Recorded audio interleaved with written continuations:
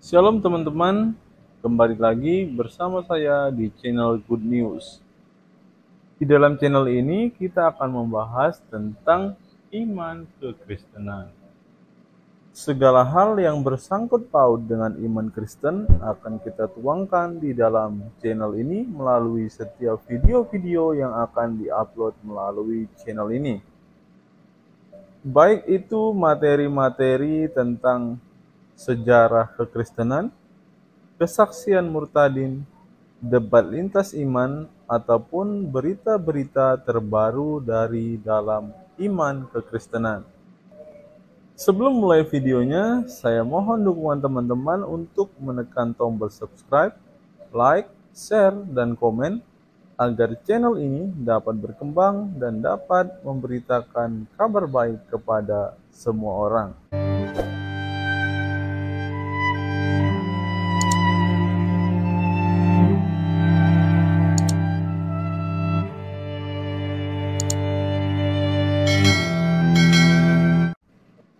Sebelum mulai video ini, ada baiknya teman-teman menyeduh kopi terlebih dahulu, agar dalam menyaksikan setiap video dari dalam channel ini, teman-teman tidak mengantuk, dan teman-teman bisa fokus untuk menyimak setiap video-video yang akan diupload melalui channel ini. Selamat menyaksikan, dan Tuhan Yesus memberkati kita semua. Ternyata lembaga Bible itu salah. Alamak, siksanya dirimu. Cuman suaranya besar kali ya, jadi saya milih diam. Kencang kali suaranya teman-teman. Halo saudara Mesias, sejak kapan kau jadi Mesias? Dari sejak lahirkah? Atau kau jadi mayat dulu? Ya. Sejak kapan Anda jadi Mesias? Nama doang bang. Iya. Di dalam kitabnya orang Kristen, ya, mereka Mesias itu dikenal dengan Kristus. Nah, ada Kristus katanya yang sudah jadi Kristus dari sejak zaman bahla, bahkan dari sejak kejadian, kitab kejadian, katanya sih gitu. Nah, pertanyaan saya, kalau begitu adanya, lalu siapa yang pada hari ketiga di alam kubur begitu keluar baru dilantik jadi Kristus, itu siapa? Silakan. Ya, mungkin bisa saya jawab ya teman-teman. Sebelumnya assalamualaikum warahmatullahi wabarakatuh. Saya awam nih bang. Abang, saya bisa diajari bang bahasa Arabnya bang. Di surat Ali Imran ayat 45 bang.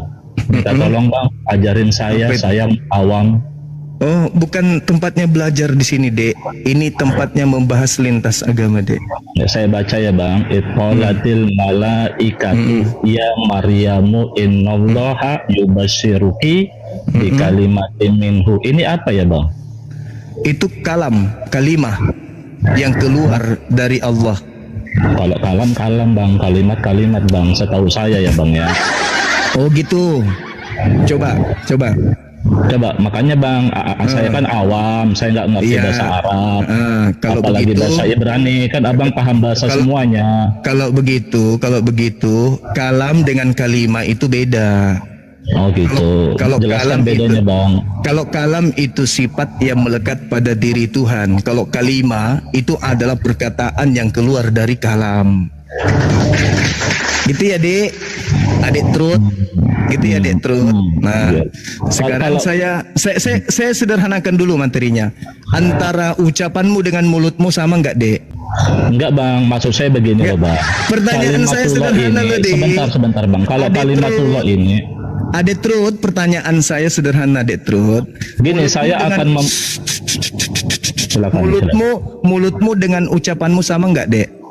Gini bang ya, narasi abang tadi saya akan terima, jangan takut dong bang, saya akan terima surat berapa ayat berapa, surat berapa ayat berapa bang? Sederhana loh Dek, saya mengatakan samamu. Saya tidak terima itu. Saya tidak terima penjelasan abang tadi, saya tidak terima kecuali. Apakah mulutmu dengan suaramu sama, Dek? Pakai waktu aja mau nggak pakai waktu? Enggak, Dek. Masa anak kecil mau lawan saya tidak terima yang Anda ucapkan tadi, kecuali gini loh. Kalimatullah ini ada surat dan ayatnya saya terima. Surat ini, ayat ini. Silakan. Dek. Kalam dengan kalimah itu beda, Dek. Kalam itu Jangan sifat. pakai ketawa-ketawa itu. Anda nggak tahu ketawa. Innama amruhu idza arada an syai'an ayyakula lahu kun fayakun, Dek. Mazmur 33 nomor 9. Tuhan hanya memberi Nggak perintah ada maka kata semua kalimat jadi, yang Anda Dek. baca tadi. Nah, sedangkan kalau berbicara mengenai sifat melekat pada diri Tuhan, Dek, itu sebut kalam, Dek. Sedangkan kalam ini ketika hendak menciptakan sesuatu, Dek, itu berkalimah, berkata-kata, Dek. Paham sampai situ, Dek? Saya tidak terima surat berapa Ya, ayat berapa. urusanmu, Dek, urusanmu itu, Dek. Ya udah nggak apa-apa. Kalau namanya abang nggak bisa ngajarin saya kan nggak namanya apa-apa, kamu masih Bang. bocil. Iya, Namanya kalau kamu abang masih nggak bisa bocil. ngajarin saya nggak apa-apa. Makanya saya Iya, hanya nggak ingin apa-apa. tahu standar pengetahuan Nggak adik ini masalah. gimana.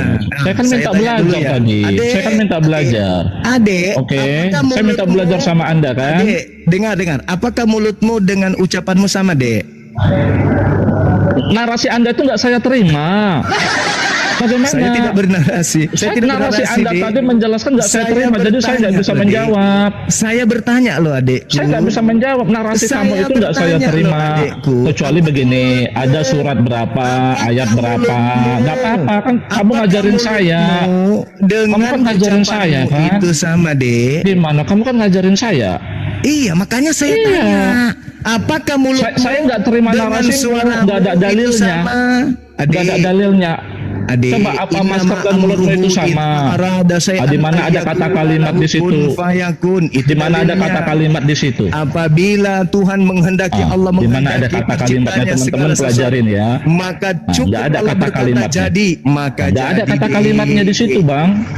Oke, gini, saya gini, Pertanyaan Anda jam saya berapa nanti di kepada Superboy? adik, Anda pertanyaan nggak bisa saya kepada jawab. adik saya ini, Ya, saya tidak apakah terima mulutmu narasi Anda. dengan ucapanmu sama, Dek? Sudah, saya tidak terima narasi Anda ya. Sama tidak? Karena nggak ada Kalau surat ayat yang engkau bawa Qurannya, itu, Dek, surat sekian, Adik, ayat sekian. Adik, kalau ayat yang engkau bawa itu, Dek, Saya nggak terima Adik, narasi Anda. Adekku yang ganteng dan sedikit agak cantik, kalau kamu membawa data itu, Dek, kalimatuhu itu atau kalimat dari Allah itu artinya apa, Dek? Perkataan yang keluar dari kalam sifat Allah, Dek. Begitu, adekku yang cantik. Surat berapa, ayat berapa? Anda aja nggak bawa surat berapa, ayat dan berapa kalau kok. adek ini kemudian Nggak tahu. Ya Iya, udah, kalau nggak tahu ya nggak apa-apa. Sekarang kalimatullah itu apa?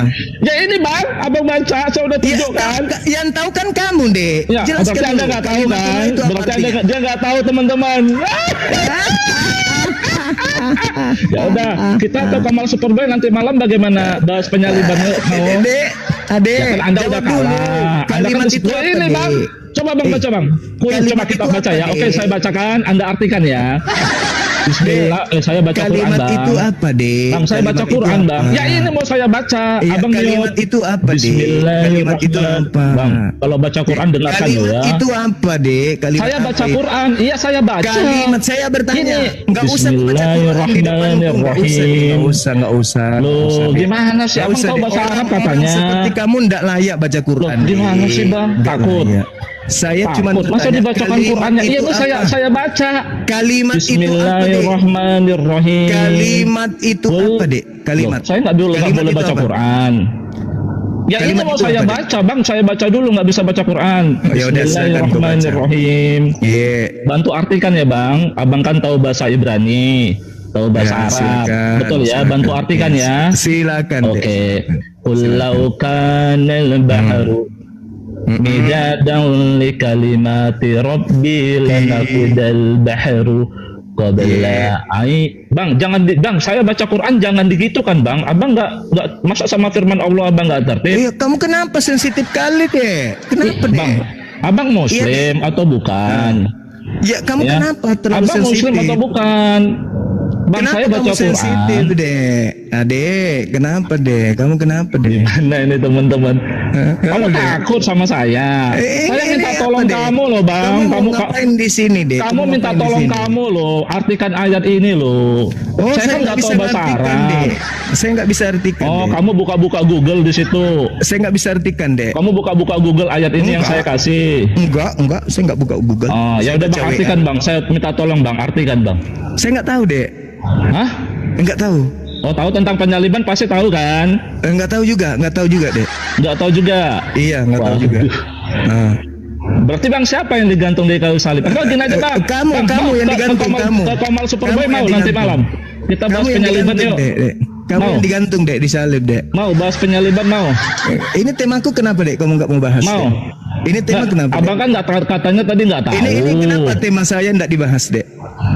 Kenapa Bang, harinya ke sini? katanya abang tadi katanya nggak tahu. Ya tema udah saya sudah nggak ada, maksa. Dek. Ade, ini tema, Dek. Ini ada tema, Dek. Gimana Bang? Ini ada tema. Gimana Dek. Bang? Mau Bang? Ini ada tema. Ini ada Ke tema. Komal Dek. Superboy Bang. Ini ada tema, Dek. Ini Mau ada nggak tema. Bang? Ini Bang ada saya nggak tema. maksa loh. Abang nggak tahu juga nggak apa-apa Bang. Dek, ini ada tema, Dek. Mau Bang? Jam berapa katanya saya dengar Ini abang ada- free. Ada tema. Ini Nanti ada malam tema. abang free. Gimana Bang? Ini ada tema, Dek. Bang Juma Ini yang ada pintar tema. bahasa Ibrani dan bahasa Arab. Ini yang ada Gimana? tema, Dek. Ini ada tema, Dek. Mau tidak Bang? Ini ada tema, Dek. Oke saya hitung ya Bang. Ya, 1, 2, Gak apa-apa dia ngitung sendiri. 3, Ya. 4. Terus? Tema kamu nggak Satu sanggup, lagi Dek. Bang, sampai 5 Bang. Satu lagi Kamu Bang. nggak bisa bahas tema, ku hitung ya. Satu lagi, Bang. Satu lagi, Bang. Iya, Host, sampai 5, perhatikan Bang. host, kalau dia sampai 5 nggak bisa dia bahas tema. Iya, turunkan. iya, takut 1, dia, takut dia teman-teman. Nanti malam Bang, 2, kita bahas penyaliban Bang. 3, Di Komal Superboy mau. 4. Teman-teman dia Lima. takut dia nggak paham Ternyata Quran dia teman-teman. nggak Sekalinya bisa. dia nggak paham Al-Quran. Saya datang minta belajar Bang. Ini tema, Dek. Ada tema. Saya minta belajar itu tadi itu kan. Saya Salah. bukan gurumu, Dek. Saya bukan gurumu. Almasih itu apa Bang menurut Saya Quran? bukan gurumu, Dek. Saya bukan gurumu, Dek. Oh, berarti bukan gurumu. saya lawan Abang. Bukan juga, bukan. Kamu bagi saya hanya kucing kurap, Dek. Berarti mau diskusi sama saya di Komal Enggak juga, Superboy. saya juga enggak mau. Bahas Kalau kamu penyaliban. tidak bahas tema ini, Mau tidak? berani Atau nggak gini bahas aja lah tema Bang. ini? Bang Almasih Berani itu nggak? Almasih Ini itu lucu, apa Bang lucu, dalam ini bahasa lucu. Arab? Sudah ada tema, malah lari kemana-mana. Saya Kenapa, takut Dek? ya teman-teman ya. Kenapa, Dia udah ngitung sampai 5 ya. Dia udah kamu takut ya. bahas ini? Betul. Kenapa kau takut ini bahas? Takut kau bahas ini kenapa? Jadi gini Kenapa, teman-teman ya, teman-teman di bawah Kenapa sebenarnya kamu bahas Juma takut ini nggak ini? tahu apa-apa dia. Dia nggak tahu Quran. Kenapa kau tidak mau bahas Tapi itu? sudah melakukan debat. Mampus kau sana. Kita semua pasti pernah mendengar dari saudara-saudara muslim kita bahwa batu Hajar Aswad adalah batu penghapus dosa umat manusia. Dalam kesempatan ini, secara khusus kita akan membukakan sebuah fakta yang tidak pernah diketahui oleh umat muslim tentang batu Hajar Aswad ini. Hal ini dibukakan langsung oleh seorang bapak gereja melalui setiap tulisan-tulisannya yang ada sampai hari ini. Ia adalah Yohanes Damaskus. Yohanes dari Damaskus juga dikenal sebagai Yohanes Damaskus. Ia adalah seorang biarawan dan teolog yang tulisan-tulisannya sangat penting dalam mempertahankan nilai seni visual dalam mengkomunikasikan iman Kristen dalam ibadah.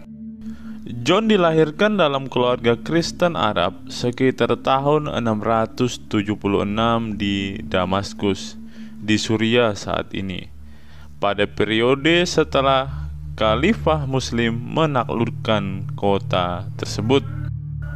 Pada saat itu, sebagian besar umat Kristen yang pernah tinggal di Damaskus menjadi pengungsi atau dipaksa pindah agama. Keluarga John bagaimanapun telah bekerja sama dengan para penguasa Muslim setelah mereka mengambil alih kota, dan ayah John mempunyai posisi di istana kekhalifahan sehingga keluarga mereka diperbolehkan untuk tetap beragama Kristen. Ayah John memastikan bahwa putranya menerima pendidikan terbaik. Ayah John membekali putranya dengan seorang biarawan Kristen sebagai tutor, dan John muda yang cerdas menjadi sarjana astronomi, matematika, dan teks klasik Yunani dan juga Arab. Beberapa sumber menyatakan bahwa Yohanes sendiri menjadi kepala administrator istana khalifah. Akhirnya John menyerahkan kehidupannya di istana dan pergi ke Yerusalem untuk menjadi pendeta biarawan di biara Marsaba di luar Yerusalem. Ketika Yohanes mulai menjalani panggilan barunya sebagai biarawan dan imam di biara Marsaba, sebuah perdebatan besar yang dikenal sebagai kontroversi ikonoklas terus memecah belah gereja. Kaisar Leo III mengeluarkan dekret yang melarang penggunaan gambar. Yohanes menulis dengan penuh semangat mendukung penggunaan gambar dan mendorong umat Kristen awam untuk terus menggunakannya yang bertentangan dengan dekret Kaisar. Risalah Yohanes merupakan pembelaan yang indah terhadap teologi inkarnasi dan pentingnya imajinasi dalam mengembangkan iman kepada Kristus. John menuliskan bahwa seni cocok untuk menggambarkan Tuhan yang menjadi manusia. Saya tidak menggambarkan ketuhanan yang abadi. Saya melukis daging Tuhan yang terlihat, karena tidak mungkin untuk mewakili roh, apalagi Tuhan yang memberi nafas kepada roh. Ketika yang tak terlihat menjadi terlihat dalam daging, kamu kemudian dapat menggambar kemiripan wujudnya. Memang benar saya tidak menyembah materi, tulis Yohanes. Saya menyembah Tuhan materi yang menjadi urusan demi aku. Jangan meremehkan materi, karena materi tidak tercela. John melanjutkan dengan membahas imajinasi manusia, pikiran yang diarahkan untuk melampaui hal-hal jasmani tidak mampu melakukannya. Untuk hal-hal yang tidak terlihat dari Tuhan sejak penciptaan dunia adalah dibuat terlihat melalui gambar.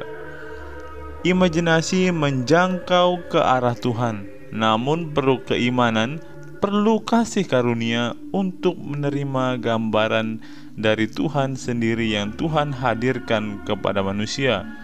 Dan gambar penting untuk memicu imajinasi, karena gambar berbicara kepada penglihatan seperti kata-kata kepada telinga.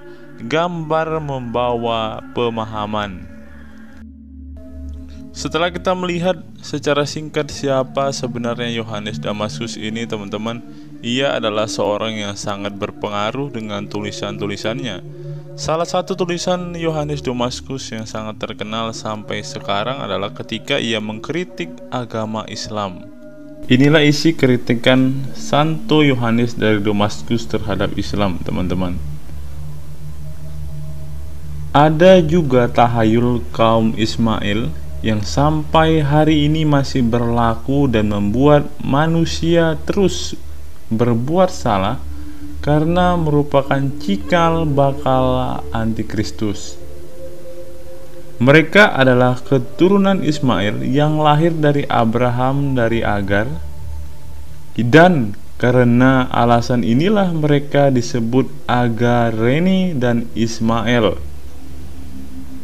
Mereka juga disebut Saracen yang berasal dari Sara Kenoi atau miskin Sara. Karena apa yang dikatakan Agar kepada malaikat, Sara telah menyuruhku pergi dalam kemiskinan.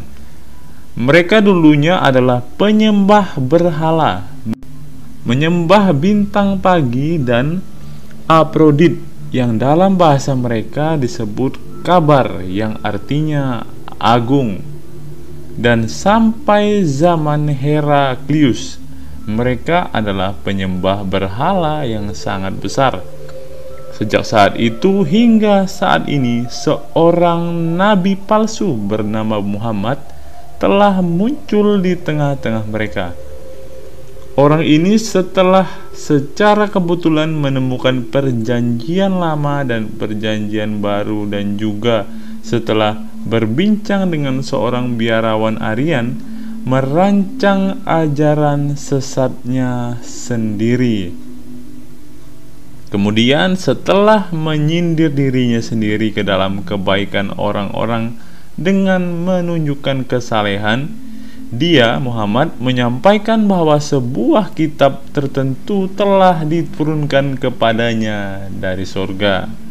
Dia telah menuliskan beberapa komposisi konyol dalam bukunya ini, dan dia memberikannya kepada mereka sebagai objek penghormatan. Dia mengatakan bahwa hanya ada satu Tuhan, pencipta segala sesuatu, yang tidak dilahirkan dan tidak diperanakan. Dia mengatakan bahwa Kristus adalah firman Allah dan rohnya, tetapi ia adalah makhluk dan hamba, dan bahwa ia dilahirkan tanpa benih dari Maria, saudara perempuan Musa dan Harun. Sebab katanya, firman Tuhan dan roh masuk ke dalam Maria, dan dia melahirkan Yesus, yang adalah seorang nabi dan hamba Tuhan. Dan dia mengatakan bahwa orang-orang Yahudi ingin menyalibkan dia dengan melanggar hukum, dan bahwa mereka mengambil bayangannya dan menyalibnya. Namun Kristus sendiri tidak disalib, katanya, dan dia juga tidak mati karena Allah, karena kasih-Nya kepadanya, membawa dia ke surga. Dan dia mengatakan ini, bahwa ketika Kristus telah naik ke surga, Tuhan bertanya kepadanya, "Ya Yesus, apakah engkau berkata, Akulah anak Tuhan dan Tuhan?" Dan Yesus katanya menjawab, "Kasihanilah aku Tuhan. Engkau tahu bahwa aku tidak mengatakan ini, dan bahwa aku tidak mencemooh menjadi hamba-Mu. Tetapi orang-orang berdosa telah menulis bahwa saya membuat pernyataan ini, dan mereka telah berbohong tentang saya dan melakukan kesalahan."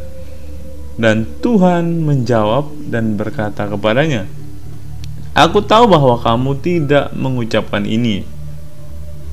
Masih banyak hal lain yang luar biasa dan cukup menggelikan dalam buku ini yang ia banggakan diturunkan kepadanya dari Tuhan. Namun ketika kita bertanya, dan siapakah yang bisa bersaksi bahwa Allah memberinya kitab itu? Dan nabi manakah yang meramalkan bahwa nabi seperti itu akan bangkit?" Ya, mereka bingung. Dan kami mencatat bahwa Musa menerima hukum dari Gunung Sinai dengan Tuhan menampakkan diri di hadapan semua orang dalam awan, api, kegelapan, dan badai. Dan kami mengatakan bahwa semua nabi mulai dari Musa dan seterusnya menubuatkan tentang kedatangan Kristus, dan bagaimana Kristus Allah dan inkarnasi Allah akan datang dan disalibkan dan mati dan bangkit kembali, dan bagaimana dia, Muhammad, akan menjadi hakim atas dunia, hidup dan mati. Lalu ketika kami berkata, "Mengapa nabimu itu tidak datang dengan cara yang sama?"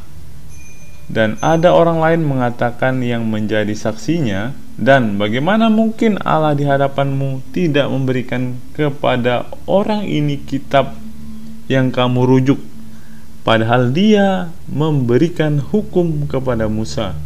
Dengan orang-orang melihatnya dan gunung berasap, agar kamu pun dapat yakin. Mereka menjawab bahwa Tuhan melakukan apa yang dia kehendaki.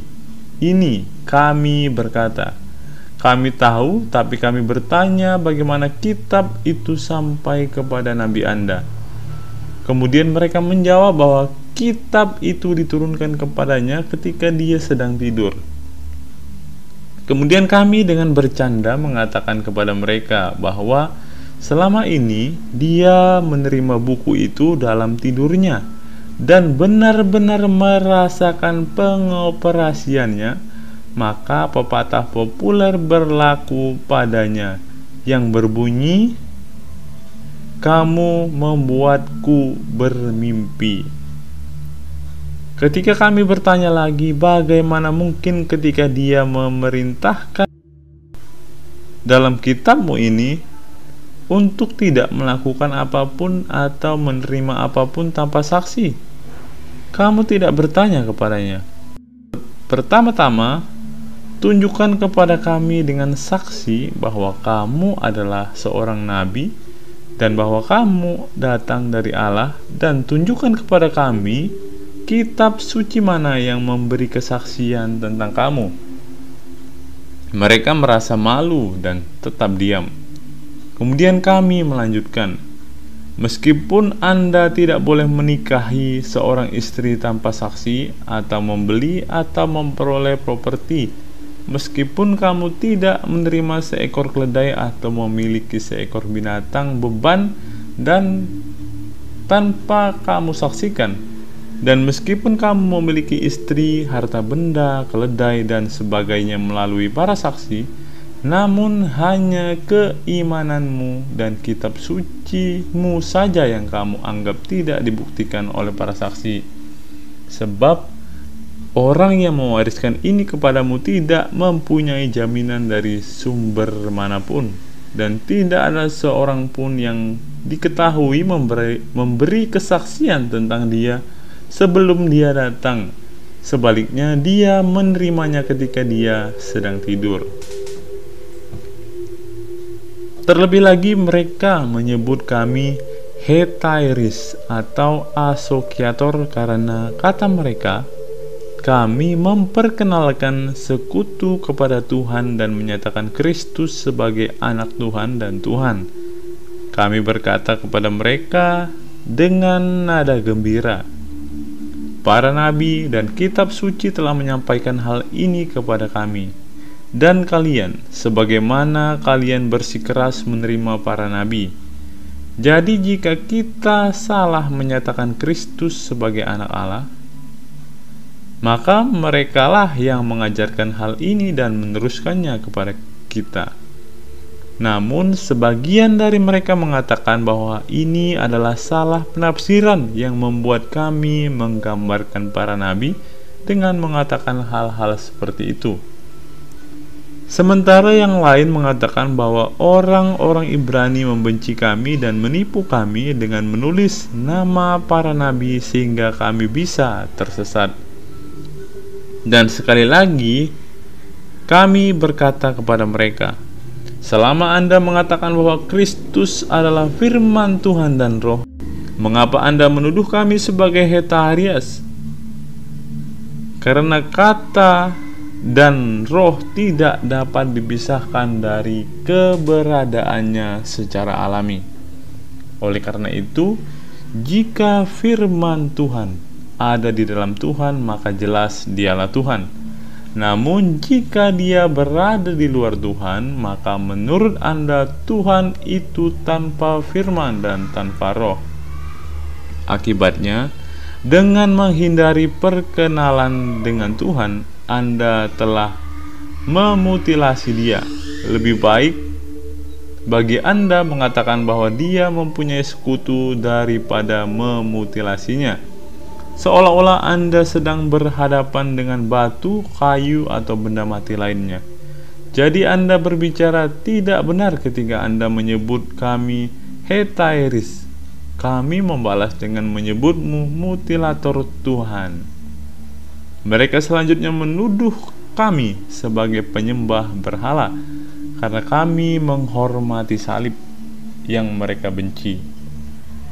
Dan kami menjawab mereka, kalau begitu, bagaimana mungkin kamu mengosongkan dirimu dan pada batu Ka'bahmu, lalu mencium dan memeluknya? Lalu ada pula yang mengatakan bahwa Ibrahim mempunyai hubungan dengan Agar di atasnya.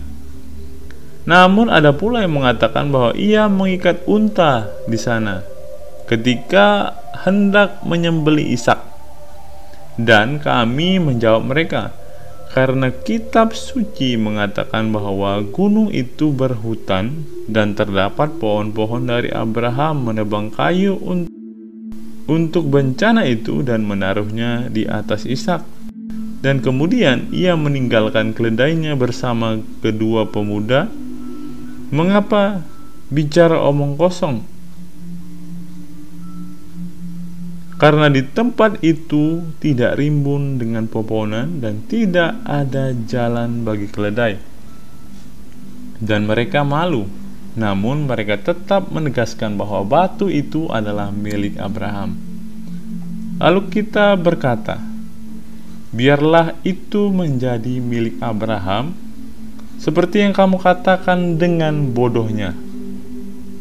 Lalu hanya karena Abraham bersetubuh dengan seorang wanita atau mengikatkan seekor unta padanya, kamu tidak malu untuk menciumnya? Namun kamu menyalahkan kami karena menghormati salib dan dengan kuasa setan dan tipu daya iblis telah dihancurkan. Batu yang mereka bicarakan ini adalah kepala Afrodit yang biasa mereka sembah dan mereka sebut kabar. Bahkan saat ini bekas ukiran tersebut masih terlihat jelas oleh pengamat yang cermat. Seperti yang telah diceritakan, Muhammad ini menulis bahwa buku konyol yang masing-masing bukunya diberi judul. Misalnya ada buku On Woman yang di dalamnya ia dengan jelas membuat ketentuan hukum untuk mengambil 4 istri dan jika mungkin 1000 selir sebanyak yang dapat dihidupi oleh seseorang selain 4 istri yang sudah dimilikinya. Beliau juga menjadikan sah untuk menceraikan istri manapun yang diinginkan seseorang dan jika seseorang menghendakinya mengambil istri lain dengan cara yang sama. Muhammad mempunyai seorang teman bernama Zaid. Pria ini mempunyai istri cantik dan membuat Muhammad jatuh cinta. Suatu kali, ketika mereka sedang duduk bersama, Muhammad berkata, "Oh, ngomong-ngomong, Tuhan telah memberitahukanku untuk mengambil istrimu." Yang lain menjawab, "Kamu adalah seorang rasul. Lakukan seperti yang diperintahkan Tuhan kepadamu dan ambillah istriku." Sebaliknya, untuk menceritakan kisahnya dari awal, dia berkata kepadanya, "Tuhan telah memberiku perintah agar kamu menceraikan istrimu dan menyingkirkannya." Lalu beberapa hari kemudian, sekarang dia berkata, "Tuhan telah memberitahuanku untuk membawanya." Kemudian setelah laki-laki itu mengambil istrinya dan berzina dengannya, dia membuat peraturan ini, hendaklah dia yang menceraikan istrinya, dan jika setelah menceraikannya dia kembali kepadanya, biarlah orang lain mengawininya, sebab tidak halal mengambilnya, kecuali ia telah dinikahkan oleh orang lain. Terlebih lagi, jika seseorang lelaki menceraikan istrinya, biarlah saudara laki-lakinya menikahinya jika ia menghendakinya. Dalam buku yang sama, ia memberikan ajaran seperti ini, "Kerjakanlah tanah yang diberikan Tuhan kepadamu dan percantiklah, dan lakukanlah ini dan lakukanlah dengan cara demikian, tidak mengulangi semua perbuatan cabul yang telah ia lakukan." Lalu ada juga buku Unta Tuhan. Tentang unta ini dia mengatakan bahwa unta itu datang dari Tuhan dan ia meminum seluruh sungai dan tidak dapat melewati 2 gunung karena tidak ada cukup ruang.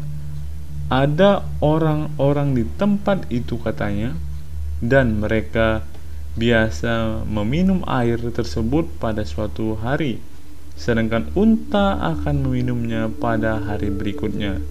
Terlebih lagi, dengan meminum air tersebut dia memberi mereka makanan, karena dia memberi mereka susu bukan air.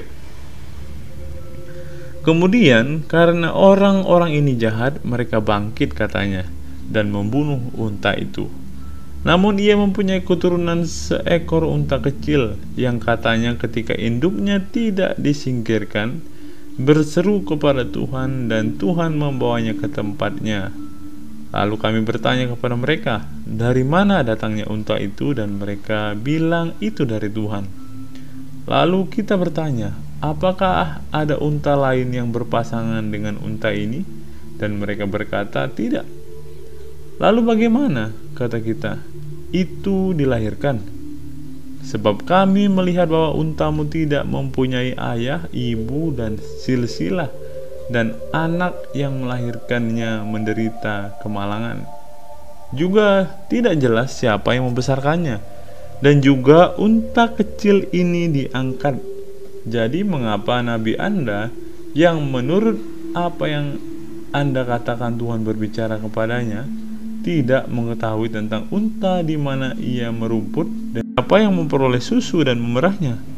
Atau mungkinkah dia seperti ibunya bertemu dengan orang jahat dan hancur?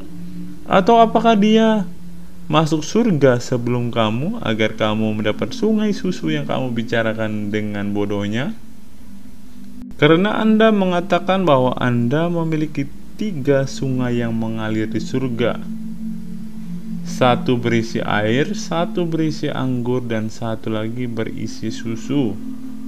Jika unta yang menjadi pendahulumu berada di luar surga, jelaslah bahwa ia telah kering karena kelaparan dan kehausan, atau bahwa orang lain mendapat manfaat dari susunya, dan dengan demikian nabimu bermegah dengan iseng bahwa ia telah berbicara dengan Tuhan, karena Tuhan tidak melakukannya, mengungkapkan kepada misteri unta. Namun jika dia di surga, dia masih minum air, dan kamu karena kekurangan air akan mengering di tengah surga kenikmatan. Dan jika karena tidak ada air, karena unta telah meminum semuanya, kamu haus akan anggur dari sungai anggur yang mengalir. Kamu menjadi mabuk karena meminum anggur murni, dan pingsan karena pengaruh minuman keras dan tertidur. Kemudian menderita kepala berat setelah tidur dan sakit karena anggur. Anda akan kehilangan kenikmatan. Lalu bagaimana mungkin nabimu tidak berpikir bahwa hal ini mungkin terjadi padamu di surga kesenangan? Dan tidak pernah tahu apa tujuan unta itu sekarang. Namun kamu bahkan tidak menanyakannya. Ketika dia menyampaikan kepadamu mimpinya tentang 3 sungai, kami dengan jelas meyakinkan Anda bahwa unta Anda yang luar biasa ini telah mendahului Anda ke dalam jiwa-jiwa keledai ke tempat di mana Anda seperti binatang ditakdirkan untuk pergi. Dan ada kegelapan luar dan hukuman kekal, api yang menderu-deru, cacing-cacing yang tidak bisa tidur, dan setan-setan neraka. Sekali lagi dalam buku The Table, Muhammad mengatakan bahwa Kristus meminta suatu meja kepada Tuhan dan meja itu diberikan kepadanya. Sebab Allah katanya berfirman kepadanya, Aku telah memberikan kepadamu dan kepada sebuah meja yang tidak fana. Dan lagi dalam buku The Heifer, dia mengatakan beberapa hal bodoh yang menggelikan lainnya, yang karena jumlahnya yang banyak menurut saya harus diabaikan. Ia menetapkan suatu hukum bahwa mereka harus disunat dan juga para wanita. Ia memerintahkan mereka untuk memelihara hari Sabat dan tidak dibaptis. Dan meskipun beliau memerintahkan mereka untuk memakan beberapa makanan yang dilarang oleh hukum, beliau memerintahkan mereka untuk menjauhkan diri dari makanan lainnya. Beliau juga melarang keras minum arak. Dan ini adalah beberapa catatan kaki yang bisa teman-teman cross-check kebenarannya untuk membuktikan semua hal yang telah ditulis oleh Yohanes Damaskus ini, teman-teman. Apa pendapat teman-teman setelah menyimak tulisan dari Yohanes Damaskus ini? Silakan teman-teman tulis di kolom komentar video ini.